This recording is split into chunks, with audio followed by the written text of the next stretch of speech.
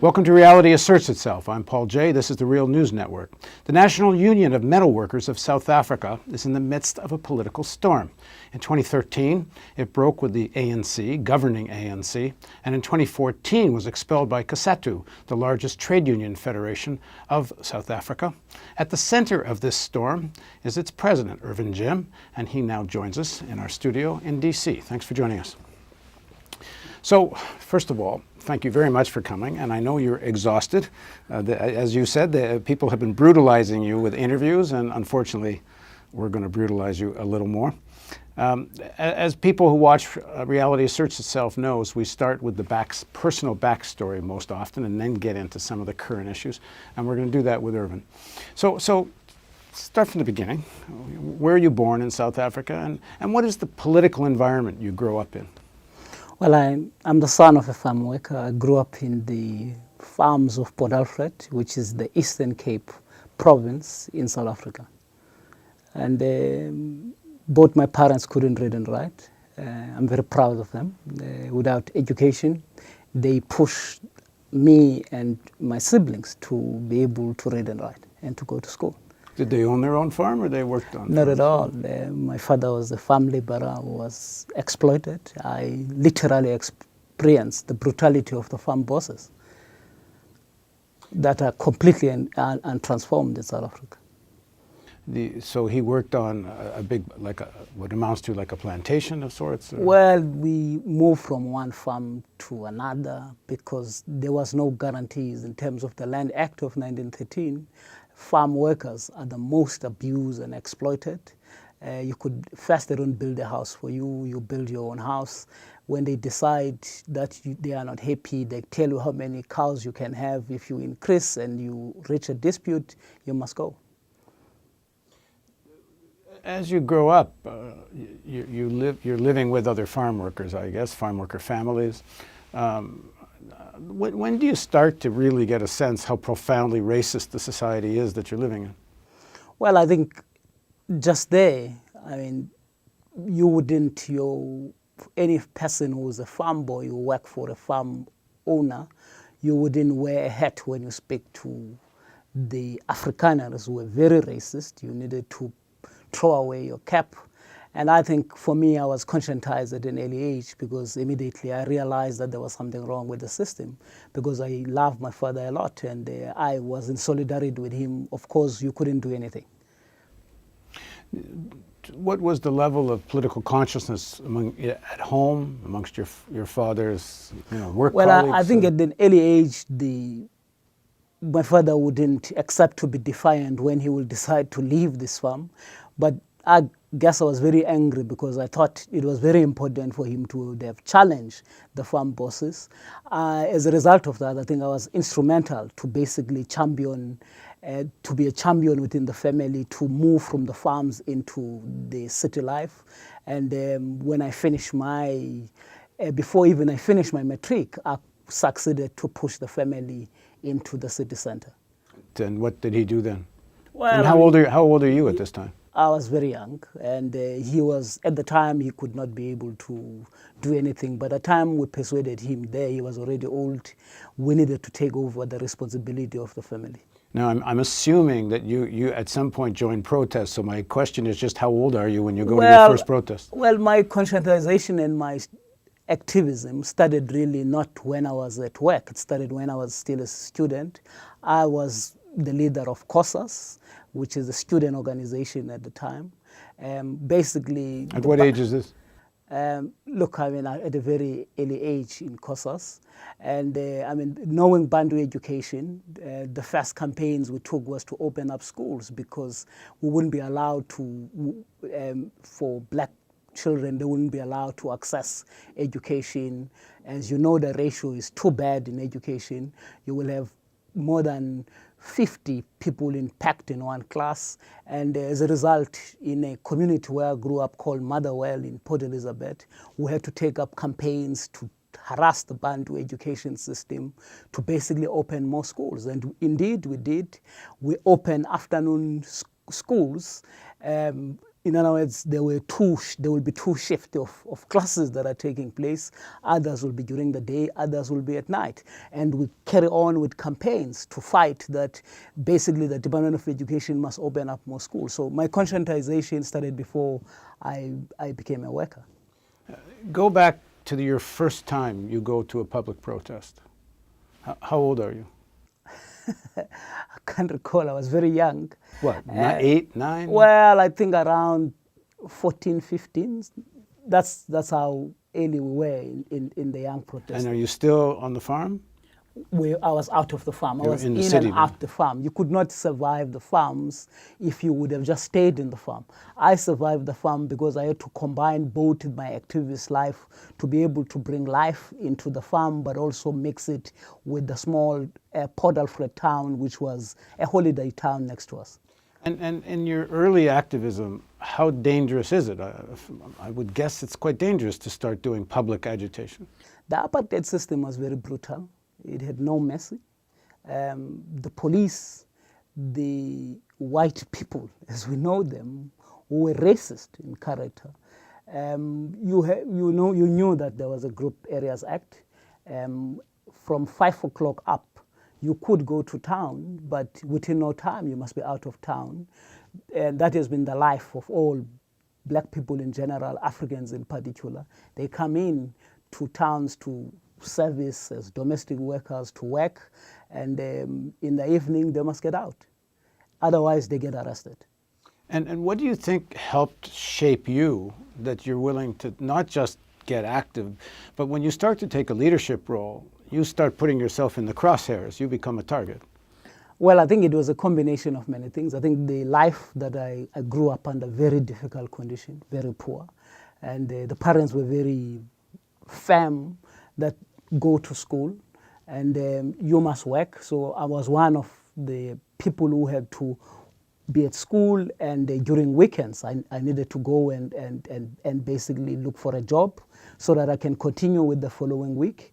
But I mean, that includes knowing that you must carry your siblings along in relation to making sure that they can survive. With parents who can't read and write, that's a huge added responsibility. And I think my consciousness came out of the battles that we had to take with the police, who were very brutal, who were so intolerant. They will actually give you 5 minutes to disperse in the protest, and before they can count for more than one, they are on your case, they will tear gas, they will arrest. So I've gone through all that. And what are you reading at this time? Is there books that are inspiring you or influencing the way you think? Well, I would say that what really conscientized me before I began to prioritize knowledge and knowledge production has been the concrete conditions of the working class that is basically exploited, and the hard life that the black people in general, Africans in particular in South Africa, had to go through. But also, I mean, if you must champion the struggle, I think we will continue to applaud that the Liberation Alliance led by the ANC played a very critical role in the student movement, in conscientizing us. And of course, I mean, we continue to applaud the people of the world. I mean, we survive apartheid out of 4 pillars of our struggle: mass mobilization, underground structures of our movement, isolation of South Africa on trade, when the movement, together with us, having taken up battles, challenging the regime, we convinced the whole world that apartheid was a crime against humanity. And Umkhonto weSizwe, which was the military wing of the African National Congress, that gave us confidence that we can challenge the system. But that didn't just happen overnight. We had to basically be trained in the actual theater. There was both theory and practice of challenging the boss. You go to work in a tire factory. Yes. You're how old? I was probably 20-something, I think. And you're there for 10 years. Yes. And you become a union steward. Well, I was very exposed at an early age because of my activism. When I finally arrived at work and secured the job, basically workers, they celebrated, and I couldn't understand why they were celebrating, but they would have known my activism when I was still in the student movement. And they waited for a day when I was employed. They immediately convened a general meeting. I was extremely very embarrassed because the company which basically employed me, I had to walk in there to explain the plight of my family, which would have been kicked out because my father took the last money that he had to be able to afford a house in the township. And therefore, I was the only one who had to save the family to have a roof. And workers were saying, look, we don't care about that. We think that you should represent us. Actually, I refused to be a shop steward. I was elected as a trustee for take care of their provident fund in the industry. But I mean, the following week, after they elected me, they took my compromise I became a shop steward by default because they forced me to take up their cases. When apartheid falls and Mandela announces the beginning of a new society, there was a great debate at that time, internally in the ANC and throughout the movement, about what type of society was going to come next.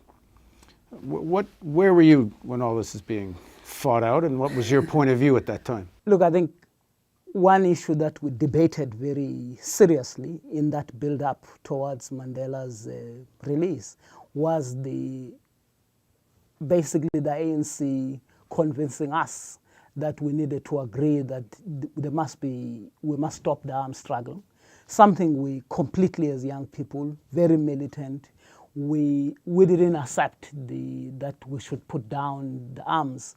We felt it was important that we should take up the battles and fight, and we were confident that Umkhonto weSizwe was ready to be able to match the Boers.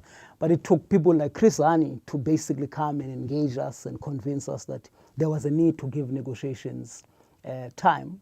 And I think the movement was, at the time, facing serious challenges. But I mean, one of the stacking issues was the fact that we all finally having to accept that, look, Madiba was to be released from prison. We all celebrated that. But I think the real breakthrough, which we characterize as the breakthrough, was the actual election in 1994, where for the first time, black people in general, Africans in particular, voted. I think we will continue to celebrate that. But I think having celebrated that victory, we were very clear that it needed to be thoroughgoing, and we thought that the leadership was resolute on that. Within no time, we quickly realized that what we really secured was political power without economic power. The argument at the time, and people that defend that still say, that the alternative would have been a bloodbath, that to take on South African monopoly capitalism and to push the revolution further, it would have been such a bloodbath that it needed to go in sort of this steps to get to change. That's the argument they give.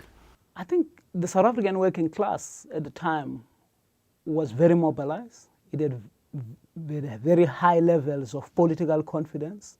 And I mean, I refute that. I think that we were sold a dummy in the sense that there are those who are now writing books, and I think that there's no longer secrecy about this. There were secret talks that took place before the actual negotiations took place, where some basically may cut the deal with the enemy that there will be a negotiated settlement. And I think it has been a raw deal for the people of South Africa, in that our own vision for South Africa, which was there in the Freedom Charter, where the people of our country in Kliptown in 1955 basically were clear about what kind of South Africa do they want. In 1969... Just very quickly, some of the main points of the Freedom Charter for people that don't know. Well, the Freedom Charter is about the fact that the people shall govern, the people shall share, the doors of learning and culture would be open. I want to submit that... So also to do with the nationalization of resources. Well, it basically called that the mineral wealth beneath the soil, banks and monopoly industries, shall be transferred to the ownership of the people. In Morogoro, beyond that, In 1969, again, when MK cadres and everybody was being frustrated because the people on the ground in the country were ready for struggle, but the leadership was not forthcoming in terms of taking forward that particular struggle. We ended up in the movement in 1969 in Morogoro, if anybody knows that history. The reality is that Morogoro made very serious pronouncement and resolve on what became later on the strategy and tactics of the ANC. It actually took a very firm view that, listen, we do not underestimate the anonymity of future challenges that the ANC government would be confronted with when it is in power. But that government would have to make sure that the basic wealth of the country is restored back to the ownership of the people as a whole, not to be manipulated by individuals, be they white or black. The reality is that, indeed, we have not been able to have the leadership after 1994 that used that political power to take ownership and control of the national wealth of the country, to address fundamental question of nationalization so that we can use that political power to change power relations in society, so that the noble objective that the people have struggled for so many years of building non-racialism, non-sexism can be realized. At the time when the ANC first wins the election, comes to power, where are you then? Well, in 1994, I was in the factory. I was working. The truth of the matter is that, the ANC, when it finally took over power, we celebrated that. And I think it's a victory which I'm saying we must continue to celebrate, but which we quickly have woken up. That but at the time, amongst your fellow workers and in the union, is this debate being reflected there? Are you talking about what's next? That debate became very serious debate, in particular in 1996. You would understand that at the time, there was a clear vision. Nelson Mandela challenged F.W. de Klerk before the election, carrying what workers produced, which was Reconstruction and Development Program. He says, I've got a plan, where is your plan? But something funny, which we started to realize, immediately we win over power. When ministers were being appointed, the then General Secretary of COSATU, J. Naidu, get appointed to serve to champion the RDP, but his ministry was defined as minister without portfolio. We started to realize that there was something cooking. Within no time, in 1996, our icon Nelson Mandela, which we must continue to respect and to continue to celebrate for all his sacrifices. But the reality of the situation, in 1996, he barged on a pressure of rating agencies who basically were continuously, together with the IMF and World Bank, attacking the Reconstruction and Development Plan, suggesting that the ANC need to come up with a nuanced policy. And indeed, in 1996, without consulting anybody in the alliance, he went public to announce that GIA was the new policy without negotiating with the alliance. So it was imposed unilaterally. So the argument, I assume Mandela and his supporters gave and would give, is that the forces of the World Bank and the IMF, the forces of international capital, the forces of South African capital, were so powerful that if there had been a more radical course taken, they could have so undermined the South African economy that it would have created a kind of chaos. No, I think I would reject that.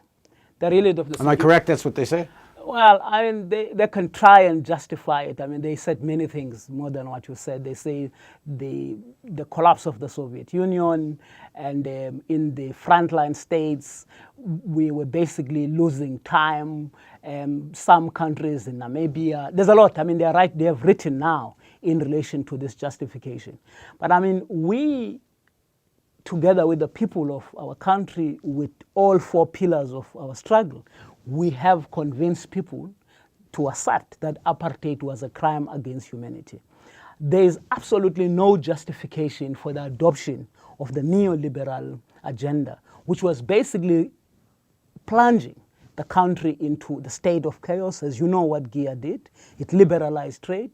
It destroyed many jobs across our sectors. It removed exchange control, allowing money, which the country desperately needed against the backdrop of a system which was declared as a crime. I don't think it would have been difficult to convince anybody that we can't be allowing money, which South Africa need to be invested in productive sectors of the economy to create jobs, to be allowed to leave the country into financial speculation, into casino economy. And I mean, we've done worse things. I mean, the Reserve Bank remain in private hands. They target inflation instead of targeting jobs.